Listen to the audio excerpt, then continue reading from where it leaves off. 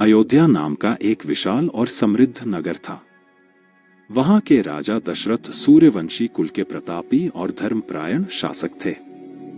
उनकी 3 रानियां थीं, कौशल्या, सुमित्रा और कैकेयी। लंबे समय तक संतान न होने पर उन्होंने पुत्रेष्टि यज्ञ कराया। यज्ञफल से उन्हें 4 पुत्र हुए, कौशल्या से श्रीराम, सुमित्रा से लक्ष्मण और शत्रुघ्न तथा कैकेयी से भरत। राम सबसे बड़े थे, मर्यादा और धर्म के प्रतीक, और चारों भाइयों में आपसी प्रेम और भक्ति अद्भुत थी। राजकुमारों की शिक्षा गुरुकुल में हुई। बड़े होने पर राम और लक्ष्मण को महर्षि विश्वामित्र अपने यज्ञ की रक्षा के लिए वन में ले गए। वहां उन्होंने ताड़का सहित अनेक राक्षसों का वध किया। यात्रा के दौरान राम ने ऋषि गौतम की पत्नी अहिल्या को उनके शाप से मुक्त किया। इसके बाद वे मिथिला पहुंचे, जहां राजा जनक ने अपनी पुत्री सीता के स्वयंवर का आयोजन किया था। स्वयंवर में यह शर्त थी कि जो शिवजी के महान धनुष को उठाकर चढ़ा देगा वही सीता का वर बनेगा। राम ने सहजता से धनुष उठाकर प्रत्यंचा चढ़ाई और धनुष टूट गया। जनक ने प्रसन्न होकर सीता का विवाह राम से कर दिया। लक्ष्मण, भरत और शत्रुघ्न के भी विवाह क्रमशः उर्मिला, मांडवी और श्रुतकीर्ति से संपन्न हुए। अयोध्या लौटकर कुछ समय बाद राजा दशरथ ने यह विचार किया कि अब राम को युवराज घोषित कर दिया जाए। परंतु कैकेयी ने दशरथ को उनके पुराने वचनों की याद दिलाई और 2 वरदान मांग लिए, भरत को राज्य और राम को 14 वर्ष का वनवास। धर्मपालक राम ने बिना किसी विरोध के वनवास स्वीकार किया। सीता और लक्ष्मण ने भी उनके साथ जाने का निर्णय लिया। तीनों वन की ओर प्रस्थान कर गए। दशरथ पुत्र वियोग में अधिक दिन न जीवित रहे।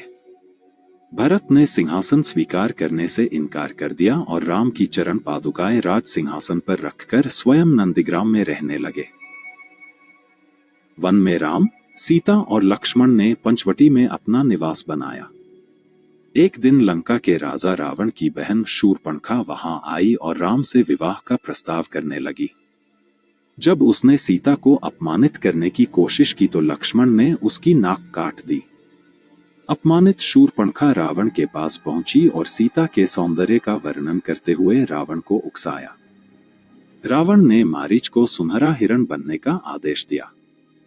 सीता ने उस हिरण को देखकर राम से उसे पकड़ लाने की इच्छा जताई। राम हिरण के पीछे गए। मारीच ने राम की आवाज में पुकार लगाई तो लक्ष्मण भी राम की सहायता के लिए चले गए। इससे सीता अकेली रह गईं। तभी रावण सन्यासी के वेश में आया। भिक्षा मांगने के बहाने सीता को लक्ष्मण रेखा के बाहर बुलाया और तुरंत अपने असली रूप में आकर उनका हरण कर लंका ले गया। रास्ते में जटायु नामक गिद्ध ने उन्हें रोकने की कोशिश की पर रावण ने उसे घायल कर दिया।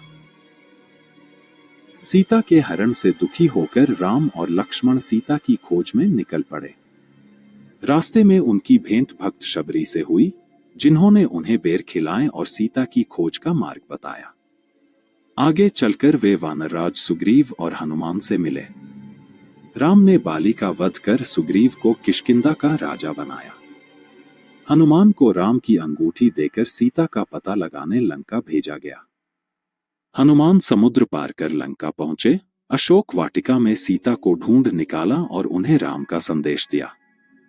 वहां से लौटते समय उन्होंने लंका में आग लगाकर रावण को चेतावनी भी दी। राम ने वानर और भालू सेना संग समुद्र पर सेतु बनवाया। नल और नील ने पत्थरों को तैराकर विशाल पुल खड़ा कर दिया। सेना लंका पहुंची और भीषण युद्ध हुआ। मेघनाद, कुंभकर्ण जैसे पराक्रमी योद्धा मारे गए। युद्ध के बीच लक्ष्मण गंभीर रूप से घायल हो गए तो हनुमान संजीवनी बूटी लेने हिमालय पहुंचे और पूरा पर्वत ही उठा लाए। अंत में राम ने ब्रह्मास्त्र से रावण का वध किया और सीता को मुक्त कराया। रावण का भाई विभीषण लंका का राजा बना। 14 वर्ष का वनवास पूर्ण होने पर राम, सीता और लक्ष्मण पुष्पक विमान से अयोध्या लौट आए। नगरवासियों ने दीप जलाकर उनका भव्य स्वागत किया। यही दीपावली का प्रारंभ माना जाता है। अयोध्या में राम का राज्याभिषेक हुआ। उन्होंने धर्म, न्याय और आदर्शों के अनुसार शासन किया। उनके राज्य में सब लोग सुख और शांति से रहने लगे। यही आदर्श शासन रामराज्य कहलाया।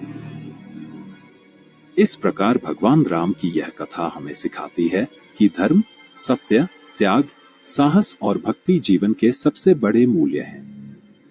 यही रामायण का संदेश है। अपने कर्तव्यों और आदर्शों पर अडिग रहना ही सच्ची सफलता और सम्मान का मार्ग है।